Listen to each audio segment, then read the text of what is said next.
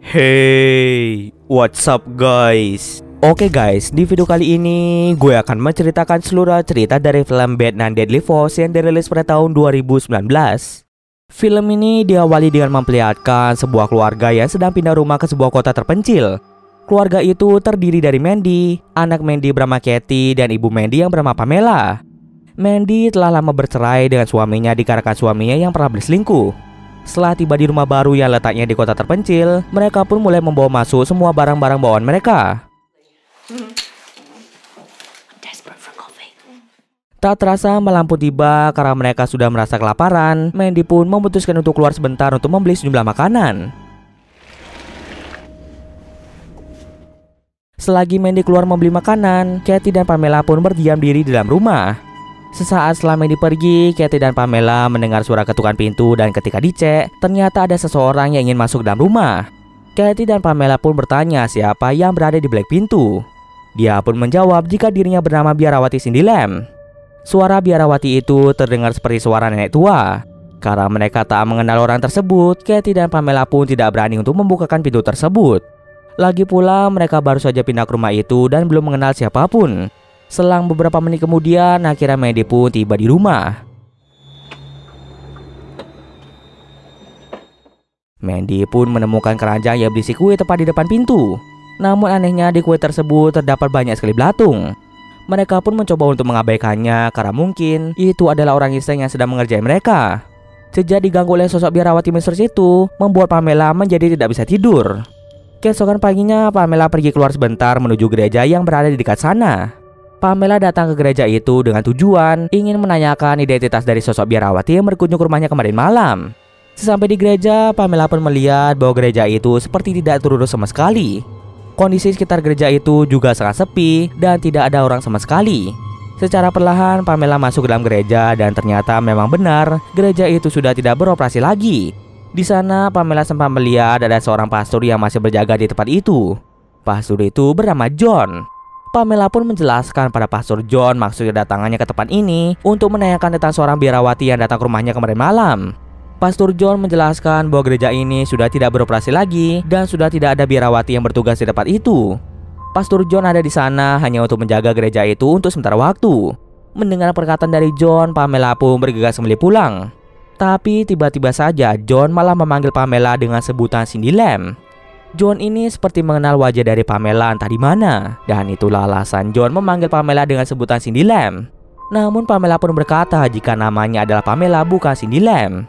Lalu Pamela pun segera kembali ke rumah. Sementara itu di rumah, Mandy yang sedang berkeliling halaman rumahnya tiba-tiba dikagetkan dengan kehadiran dari tetangga Mandy. Mereka bernama Ted dan anak perempuan Ted yang bernama Nancy. Ted yang kebetulan sedang jalan-jalan melihat tetangga baru mereka yaitu Mandy yang saat ini sudah menempati rumah kosong di sana. Rumah itu sudah bertahun-tahun tidak dihuni, hingga akhirnya Mandy pun memutuskan untuk tinggal di rumah itu. Di sana, Ted menjelaskan bahwa dirinya sudah tinggal di kota terpencil ini selama bertahun-tahun. Karena tak enak melakukan perbincangan di luar rumah, Mandy pun menyuruh mereka untuk mampir sebentar ke dalam rumahnya.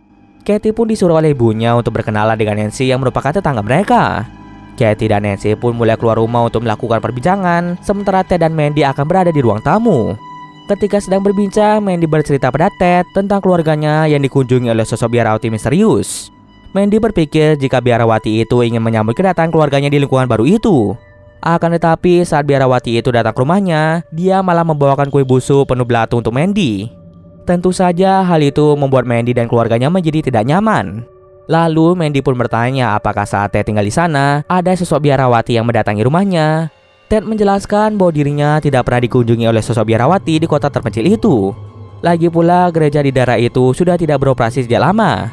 Jadi bisa dikatakan sudah tidak ada lagi Biarawati di daerah tersebut. Tentu sangat aneh jika ada Biarawati yang muncul secara tiba-tiba. Lalu Ted pun menceritakan ada sebuah insiden di mana ada seorang Biarawati misterius yang mengincar seorang gadis yang baru tinggal di daerah dekat sana. Biarawati tersebut ingin membunuh si gadis. Namun si gadis berhasil kabur menuju gereja dan berhasil menjebak Biarawati itu di dalam gereja tersebut. Setelah terjebak di dalam sana, gadis itu menelpon pihak kepolisian. Akhirnya Biarawati itu ditangkap oleh polisi dan kini nasib Biarawati itu pun masih mendekam di dalam penjara. Sejak saat itulah kota terpencil itu terkenal akan teror dari sosok Biarawati. Tapi Ted menyuruh Mandy untuk tidak khawatir, dikarenakan biarawati yang dimaksud oleh Ted masih mendekam di dalam penjara.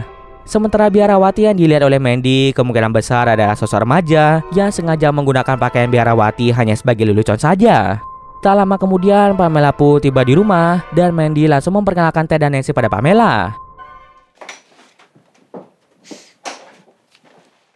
Tak terasa malam tiba, Katie mendadak mendapat telepon tak dikenal dan ketika diangkat, Katie mendengar suara nenek tua yang mirip seperti suara biarawati kemarin.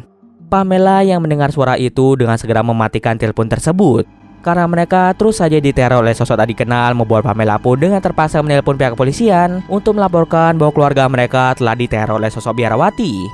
Tak berselang lama, seorang polisi bernama Tom datang ke rumah Pamela. Awalnya Tom menganggap jika telepon itu dilakukan oleh orang iseng. Tapi Pamela berkata bahwa biarawati itu sudah meneror keluarganya hingga membuat mereka menjadi ketakutan.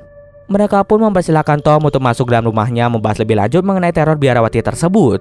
Lalu Tom pun menceritakan sebuah cerita yang pernah terjadi di daerah itu pada tahun 1970-an, di mana ada beberapa bocah pria yang pernah mendapatkan kekerasan dari beberapa biarawati di sebuah gereja. Daniel Copeland, salah satu bocah pria yang pernah mendapatkan kekerasannya dilakukan oleh beberapa biarawati, hingga Daniel pun mengalami trauma yang mendalam. Ketika dibawa ke rumah sakit, Daniel pun didiagnosis mengidap penyakit kepribadian ganda. Para biarawati yang melakukan kekerasan terhadap anak-anak termasuk Daniel tidak pernah ditangkap oleh pihak kepolisian. Bahkan biarawati itu pun masih berkeliaran secara bebas. Setelah Daniel besar, dia mulai menirukan suara dari beberapa biarawati yang pernah melakukan kekerasan padanya. Bahkan tak hanya itu saja, Daniel juga pintar menyamar menjadi seorang biarawati. Daniel kemudian kabur dari rumah sakit dan dia mulai menyamar dengan berpakaian mirip seperti biarawati. Daniel yang menyamar menjadi biarawati mencoba membunuh satu persatu biarawati yang pernah membuat Daniel dan anak-anak lainnya menjadi sengsara. Bahkan tak hanya biarawati itu saja yang menjadi korbannya, Daniel juga mengincar wanita asing yang dianggap jahat. Salah satu wanita yang diincar oleh Daniel berhasil selamat dari kejaran Daniel, di mana wanita itu dengan cerdiknya mengunci Daniel di dalam gereja. Hingga akhirnya Daniel pun ditangkap oleh pihak kepolisian dan dipenjara selama berpuluh-puluh tahun atas pembunuhan yang telah Daniel lakukan. Lalu Mandy mengingat jika Ted pernah menceritakan tentang kisah wanita asing yang pernah selamat dari serangan Daniel. Mandy mulai menyela pembicaraan Tom dan menyebutkan nama Aisha Wadia yang merupakan wanita yang berhasil selamat dari teror Daniel.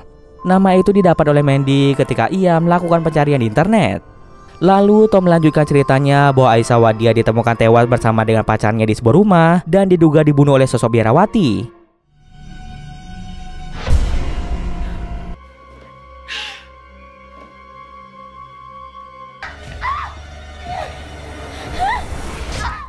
Yang masih menjadi misteri saat ini adalah jika Daniel sudah mendekam di dalam penjara, lalu siapa sosok biarawati yang telah membunuh Aisha Wadia?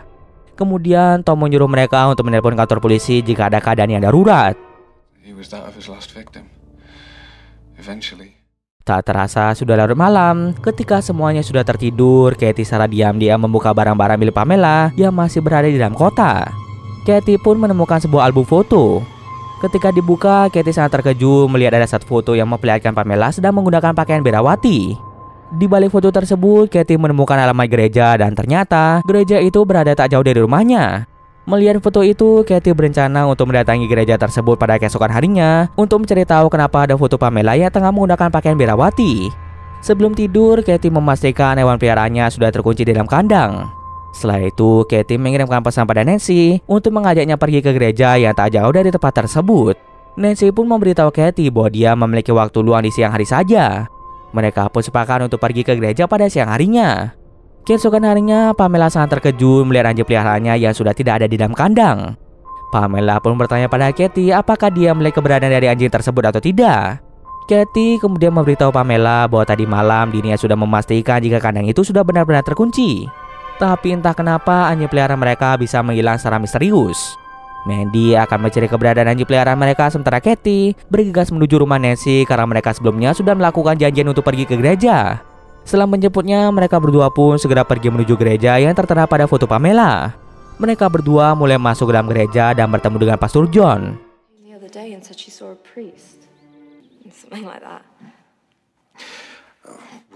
Katie kemudian menunjukkan foto Pamela pada John dan menanyakan apakah John tahu siapa orang di dalam foto tersebut. John kemudian menyebutkan nama dari seorang wanita bernama Cindy Lam. Katie menjelaskan pada John bahwa di dalam foto itu merupakan neneknya yaitu Pamela, bukan Cindy Lam. Tapi pastor itu meyakinkan mereka jika foto tersebut memang merupakan Cindy Lam. Hal itu tentu saja membuat Katie menjadi sangat kebingungan. Katie merasa jika Pamela menyembunyikan sesuatu darinya. Setelah itu mereka berdua pun bergegas kembali pulang. Sementara itu, Mandy yang berkeliling hutan dari tadi akhirnya menemukan keberadaan dari anjing peliharaannya yang sedang terikat di salib kuburan. Kuburan tersebut ternyata merupakan kuburan dari beberapa orang yang terdiri dari biarawati Nicole, biarawati Barora, biarawati Lisa, dan yang terakhir ada Aisyah Wadia yang dikuburkan di sana. Mandy sedikit terkejut menemukan makam itu. Namun dia lebih memilih mengeraukannya saja dan memutuskan untuk kembali pulang. Tak terasa malam pun tiba. Katie dan Nancy mulai mencari tahu masa lalu dari gereja yang tadi mereka datangi. Dari hasil pencarian mereka, ternyata cerita kelam di gereja itu memang benar adanya. Katie pun iseng mencari nama lain neneknya, yaitu Cindy Lam di internet. Setelah hasilnya muncul, Katie pun sangat terkejut karena ternyata neneknya yaitu Pamela adalah seorang pelaku kekerasan pada anak kecil. Merasa sangat marah, Katie pun memutuskan untuk menginap saja di rumah Nancy karena Katie merasa dirinya tidak aman jika berada di rumah bersama dengan Pamela. Sesampai di rumah Nancy merasa sangat bingung mencari keberadaan dari ayahnya yaitu Ted. Dad, I'm home. Tiba-tiba terdengarlah suara ketukan pintu yang ternyata itu adalah sosok biarawati misterius. Biarawati itu menyuruh Nancy untuk melihat keadaan dari Ted yang berada di ruang tamu. Nancy yang mendengar hal itu secara pelan pergi ke ruang tamu, dan alangkah terkejutnya Nancy setelah melihat ayahnya yang telah tewas dengan mengenaskan. Get up. No, I know. Stop. Ternyata sebelumnya biarawati itu mendatangi Ted dan langsung membunuhnya di tempat. Right, get off my property before I call the police. Tanpa mereka sadari, biarawati tersebut berhasil masuk ke dalam rumah dan berusaha menyerang mereka berdua. Biarawati itu berhasil menusuk Nancy di bagian perut, sementara Katie segera bersembunyi di kamar Nancy. Saat tengah bersembunyi, kepala Katie mendadak menjadi sakit dan tak lama kemudian Katie pun pingsan di tempat. Kembali lagi ke Mandy dan Pamela. Mereka berdua mendengar suara ketukan pintu yang ternyata berasal dari sosok biarawati tersebut. Awalnya Mandy ingin menelpon pihak kepolisian, tapi sayangnya HP Mandy mendadak tidak mendapatkan sinyal. Oleh sebab itu, Pamela dan Mandy segera bersembunyi di dalam kamar. Ketika bersembunyi di dalam kamar, Mandy melihat Katie melalui jendela yang sedang berada di dalam mobil. Sepertinya ketika Katie pingsan, biarawati itu membawa Katie ke dalam mobil dan menguncinya di dalam sana agar Katie tidak bisa kemana-mana. Sebagai seorang ibu, Mandy pun tidak ingin Katie terluka. Oleh karena itu, Mandy nekat keluar rumah demi menyelamatkan Katie, meskipun semuanya tidak mudah.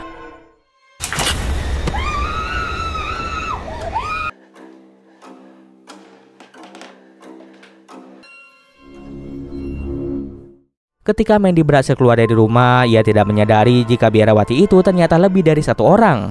Biarawati itu pun langsung menusuk perut Mandy hingga membuat Mandy pun tewas seketika. Kedua biarawati tersebut segera menangkap Pamela dan membawa Pamela serta Katie menuju gereja. Di dalam gereja, dua biarawati tersebut langsung membuka topeng mereka dan ternyata dia merupakan Pastor John serta polisi yaitu Tom. Agar penyamaran mereka terlihat lebih nyata, John dan Tom menggunakan konversi suara agar membuat suara John serta Tom berubah menjadi nenek tua. Disinilah akhirnya semuanya terungkap tentang apa yang sebenarnya terjadi. Pamela mengaku pada Katie bahwa ketika masih muda, Pamela sempat menjadi seorang biarawati bersama dengan Nicole, Barora, dan Lisa. Mereka tega melakukan kekerasan pada beberapa anak laki-laki di kota terpencil itu, termasuk Daniel, Tom, dan John. Tindak kekerasan itu menimbulkan trauma mendalam bagi Daniel, John, dan juga Tom. Sejak saat itu, mereka menjadi sangat benci pada Pamela dan biarawati lainnya. Mereka pun mulai membuat rencana untuk membunuh para biarawati tersebut. Daniel yang terlanjur sakit hati mulai mengalami gangguan kejiwaan sehingga terkadang dia tidak segan-segan untuk menyerang wanita asing. Korban Daniel itu adalah Aisyah Wadia. Namun beruntungnya Aisyah berhasil memenjarakan Daniel. John dan Tom pun merasa marah karena Aisyah membuat Daniel mendekam di penjara.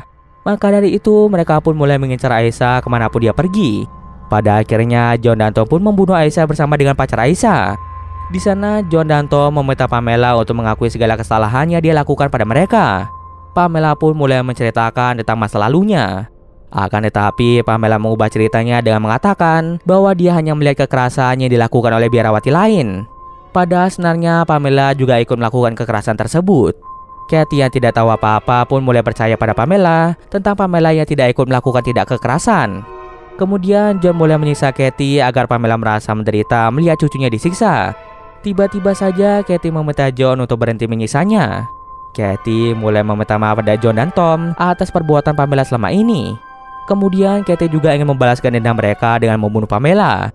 Ketika Katie akan menusuk Pamela, dia tiba-tiba saja menusuk Tom dan juga John. I understand. Quickly! Ternyata Katie sengaja ingin membuat Tom dan John lengah supaya dia bisa menyelamatkan Pamela. Kemudian Katie mulai membebaskan Pamela dan segera keluar dari gereja. Sebelum mereka pergi dari gereja itu, sekali lagi Katie bertanya pada Pamela apakah dia berkata jujur tentang dirinya yang tidak pernah melakukan kekerasan pada John dan juga Tom. Tanpa menjawab sepatah kata pun, Pamela langsung mengambil kayu dan mulai menyerang John yang mengikuti mereka dari belakang. Lalu dari sinilah Katie menyadari bahwa Pamela selama ini adalah orang jahat yang berpura-pura menjadi orang baik. Dari tindakan kasar Pamela pada John, Katie bisa menilai jika Pamela pasti ikut melakukan kekerasan pada John dan juga Tom. Oleh sebab itu, Katie keluar dari dalam gereja dan mengurung Pamela di dalam sana. Di belakang Pamela muncullah John dan Tom yang mulai mendekati Pamela dan membunuhnya dengan sadis. Scene akan memperlihatkan polisi yang mulai mengepung gereja itu. Ternyata yang memanggil polisi itu adalah Nancy. Tak bisa lama, Nancy langsung datang dan memeluk Katie. Setelah kejadian itu, kemungkinan besar Katie dan Nancy akan tinggal bersama, mengingat mereka sudah tidak memiliki siapa-siapa lagi alias sudah menjadi anak yatim piatu. Dan cerita pun selesai. Oke, mungkin sekian dulu video kali ini. Jika ada salah, gue mohon maaf. Oke, see you next video guys.